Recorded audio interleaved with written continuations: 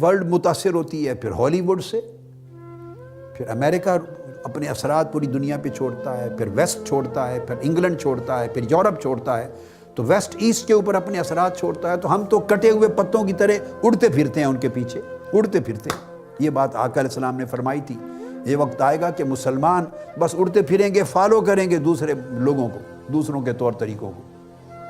تو صحابہ کرام نے پوچھا یا رسول اللہ کیا مسلمانوں کی تعداد کم؟ فرمایا وہ حملہ آور ہوں گے، تمہیں نوچ کھائیں گے، کاٹ کھائیں گے، اور تم ان کے پیچھے پھرو گے۔